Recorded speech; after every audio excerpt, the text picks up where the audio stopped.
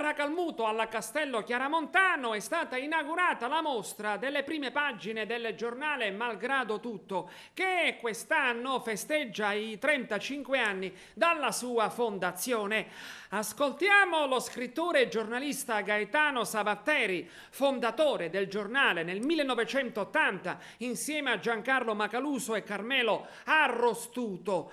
E il direttore di Malgrado Tutto, Egidio Terrana.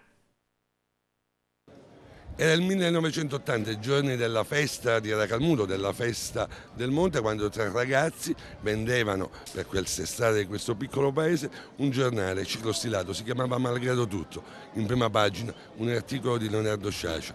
E poi in seguito per molti anni su quel giornale hanno scritto Vincenzo Consolo, Gesualdo Bufalino, Andrea Camilleri, tantissimi intellettuali. Una piccola coscienza civile in Sicilia, un'avventura di un giornale che ancora esiste e che ancora continua.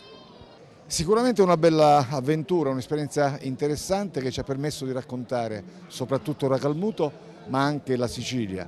Un'esperienza che ho condiviso sin dall'inizio con i ragazzi di ieri, adulti di oggi, anche giornalisti e professionisti.